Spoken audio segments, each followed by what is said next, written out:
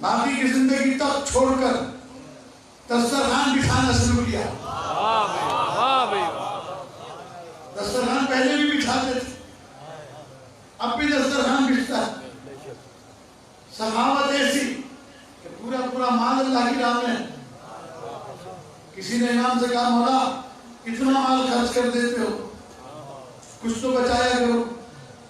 امام حسن کا جملہ سنیں، جتنے امام حسن مصطفیٰ علیہ السلام کی عقیدت مند بیٹھے ہیں اور یقیناً سارے عقیدت مند ہیں، تو مجھے 100% جواب چاہیے آپ کی طرف سے.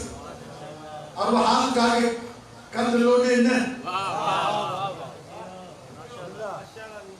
یہ جو ہاتھ اللہ نے دیے پتا چلے کہ ان میں آل محمد کا کتنا حصہ ہے.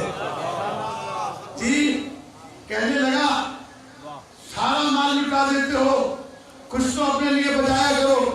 میرے امام نے فرمایا اللہ نے مجھے دینے کی عادت بنائی ہے، میں نے اس کی مخلوق کو دینے کی عادت بنائی ہے. میں اگر ہاتھ روک لوں یہ کسی اور دروازے پر چلا جائے گا، لیکن اللہ نے اگر میری طرف سے ہاتھ روک لیا تو حسن کا ہاتھ آئے گا.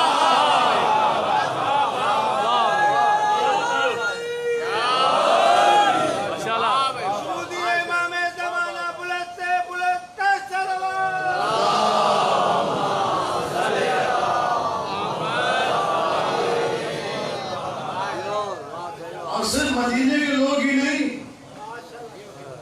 حکومتوں کے سربراہ پریشان تھے حسن مصطفیٰ کی سخاوت.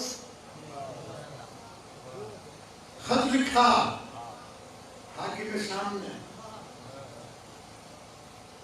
اس خط میں ایک جملہ مجھے یاد ہے جو میرے کام کا ہے، اسی سے مجھے نتیجہ لینا ہے.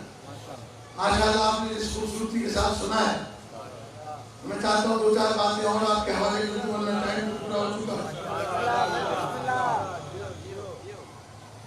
حاکم شام نے خط لکھا، اس میں جملہ لکھا لا خیر فی الاسراف. یہ جو اتنا خرچ کرتے ہو فضول خرچی میں خیر نہیں ہوتا.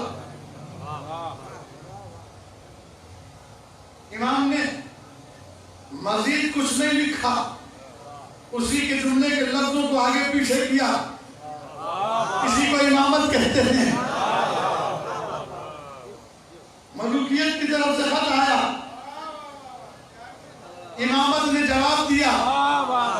ملوکیت نے لکھا کہ لا خیر فی الاسراف، امام نے اسی جملے کو پلٹ کے لکھا لا اسراف فی الخیر.